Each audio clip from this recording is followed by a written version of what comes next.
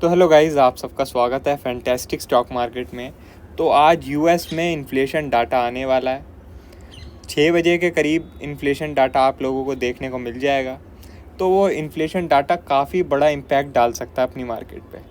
Reason क्या है, आप लोगों ने पिछली बार देखा होगा जब जॉब डाटा आया था तो डाउ जोन्स, नैस्डैक, आपका S&P 500 हर तरफ अच्छी खासी तेज़ी देखने को मिली थी। ठीक है, और हम लोग गैप अप भी खुले थे 100-150 पॉइंट के करीब। ठीक है, अब क्या है कि भाई इन्फ्लेशन डाटा आएगा और अगर इन्फ्लेशन ऊपर आ गया तो जॉब डाटा ने जो एक्सपेक्टेशन डाली थी कि हम हो सकता है 2 रेट कट देखें। ठीक है, हम हो सकता है 2 रेट कट देखें, वो हो सकता है कि भाई 2 से 1 में कन्वर्ट हो जाए। ठीक है, अगर मतलब इन्फ्लेशन डाटा ख़राब आता है तो जो 2 रेट कट का एंटिसिपेशन था मार्केट का, वो 2 से घट के 1 हो सकता है। और अगर 1 हो गया तो काफ़ी बड़ी हम गिरावट देख सकते हैं यूएस मार्केट में। और अगर आपका इन्फ्लेशन डाटा ठीक आ जाता है तो फिर वापस से हम एक रैली देख सकते हैं यूएस मार्केट में, हो सकता है हम गैप अप खुलें। ठीक है, अब मैं आप लोगों से अपनी मार्केट का डिस्कशन कर लेता हूँ। तो सबसे पहले तो हम ये बात करते हैं कि आज हम लोगों ने टेलीग्राम में क्या किया और हमने एनालिसिस वीडियो में क्या डिस्कशन किया था प्रीवियस वाली।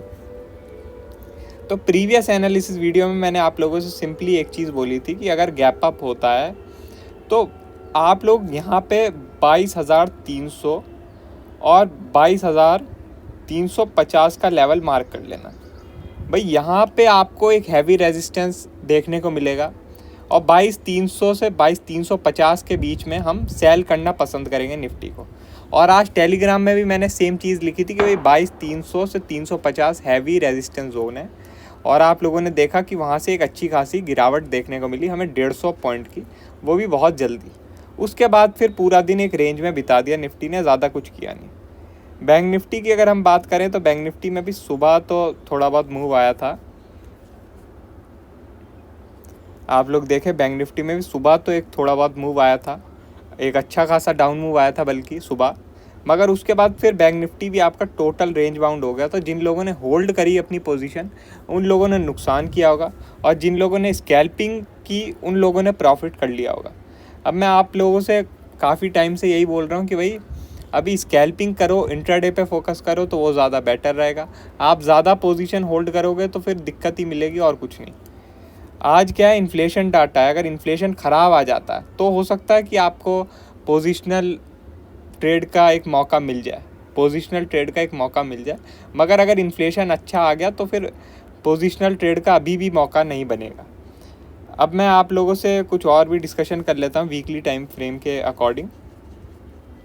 तो निफ्टी में जो वीकली टाइम फ्रेम है उसमें हम देख रहे हैं कि भाई प्रीवियस हम कैंडल देखें तो एक बहुत बड़ी रेड कैंडल देखने को मिली है। ठीक है, और वो रेड कैंडल कब देखने को मिली है, जब हमें एक यहाँ पर इन्वर्टेड हैमर देखने को मिली थी और यहाँ एक डोजी देखने को मिली थी।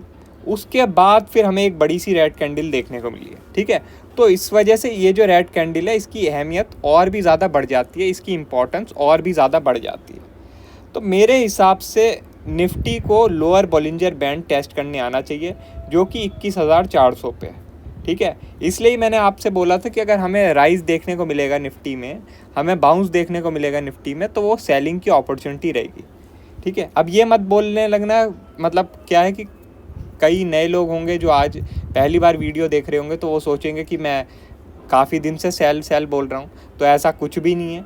अभी पिछले 2 दिन मैंने बाय ही बोला, आज पहली बार मैंने सेल बोला। ठीक है, आज पहली बार मैंने सेल बोला और आप लोग देख सकते हैं आज आपको गिरावट भी देखने को मिली।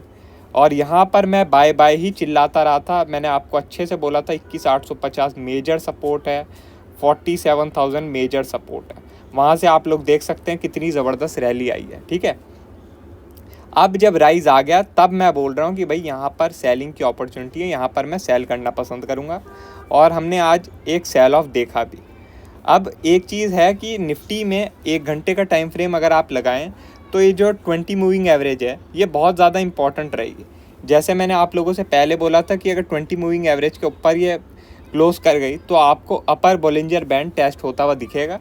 वैसे ही अब मैं बोल रहा हूँ कि अगर वापस से 1 घंटे की कैंडल ये 20 मूविंग एवरेज के नीचे क्लोज हो गई तो आपको लोअर बोलिंजर बैंड टेस्ट होता हुआ दिखेगा, बल्कि लोअर बोलिंजर बैंड क्या आपको 21,850 वापस से टेस्ट होता हुआ दिखेगा, और हो सकता है इस बार 21,850 भी ब्रेक हो जाए।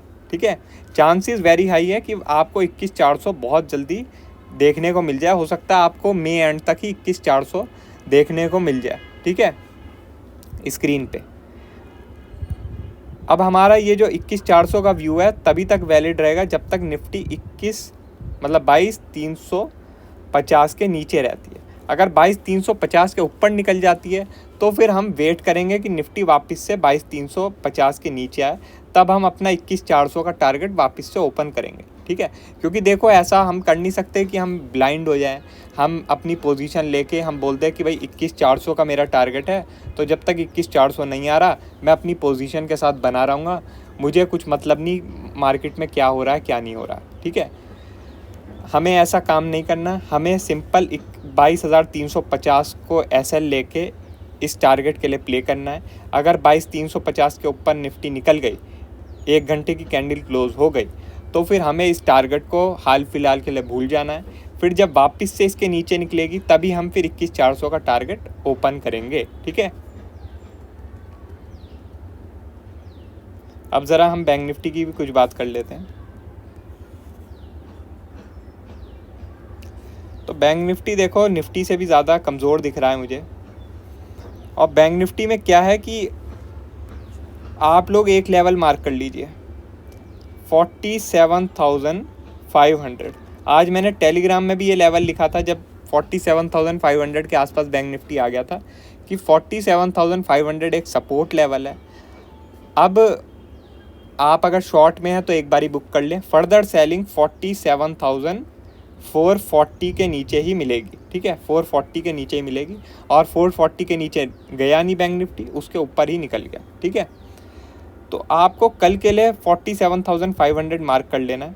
47,500 के नीचे अगर बैंक निफ्टी निकलता है तो फिर भाई आपको बैंक निफ्टी बहुत जल्दी 47,000 का लेवल स्क्रीन पे दिखा देगा। ठीक है, अगर 47,800 के ऊपर बैंक निफ्टी निकल जाता है, 47,800 के ऊपर बैंक निफ्टी निकल जाता है, तो आप लोगों को 48,200 का टारगेट भी देखने को मिल सकता है। ठीक है, तो ये दो लेवल आप लोग मार्क कर लीजिए, 47,800 और 47,500। 800 के ऊपर 48,200 तक का टारगेट मिल सकता है, और 47,500 के नीचे 47,000 तक का टारगेट देखने को मिल सकता है। ठीक है,